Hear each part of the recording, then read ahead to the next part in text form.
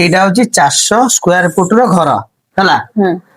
ଆମର ଏଇଠି ଦୁଆର ବନ୍ଧ ହବ ହୁଁ ଆମର ଏଇଠି କିନା ଗୋଟେ ଲାଟ୍ରିନ୍ ହବ ଏଠି କାଇଁ ଲାଟିନ ହବ? ଦେଖେ ଏଇପଟେ ଲୋକ ଯାଉଥିବେ ତା ଲୋକ ଯେ ଝାଡା ମାରିବ ଲୋକ ହଗି ଅଛି କୋଉଠି ଏଇଠି ହୁଁ ଆଉ ଆମର ଏଇଠି ଗୋଟେ ସିଙ୍ଗଲ ବେଡରୁମ ହବ ହୁଁ ଆମର ଏଇଠି କିନା ପୁଣି ଗୋଟେ ଲାଟ୍ରିନ୍ ହବ ଏଠି ଲାଟିନ ହେଲା ପୁଣି ଏଠି କଣ ପାଇଁ ଲାଟିନ ହବ? ଦେଖେ ତୁ ଏଠି ନା ଶୋଇଛୁ ହୁଁ ତତେ ନା ଝାଡା ମାରିବ ହୁଁ ତୁ ନା କୁଆଡେ ଯିବୁ ସାଙ୍ଗେ ସାଙ୍ଗେ ଏଇଠିକି ଯିବୁ ହୁଁ ଆଉ ତୁ ଏତେ ବାଟ ଝାଡା ବସିବାକୁ ଯିବୁ କି ହଉ ପୁଣି ଆମର ଏଠି ଗୋଟେ ଡବଲ ବେଡରୁମ ହବ ହୁଁ ଡବଲ ବାଲା ଗୋଟେ ଏଠି ଗୋଟେ ଲାଟ୍ରିନ୍ ଆଉ ଗୋଟେ ଏଠି ଗୋଟେ ଲାଟ୍ରିନ୍ ଏଠି ଦିଟା ଲାଟିନ କାଇଁ ହବ? ଦେଖେ ଏଠି ଧର ତୁ ଶୋଇଥିବୁ ଏଠି ଆଉ ଜଣେ ଶୋଇଥିବେ ହୁଁ ଧର ଆକୁ ଝାଡା ମାରିଲା ସିଏ ଏଇଠିକି ଯିବ ତତେ ଝାଡା ମାରିଲା ତୁ ଏଇଠିକି ଯିବୁ ଆଉ ଯଦି ଦି ଜଣ ଯଦି ମିଶିକି ଯଦି ଗୋଟେ ଲାଟ୍ରିନ୍ ଯିବ ତାହେଲେ ହବ କେମିତି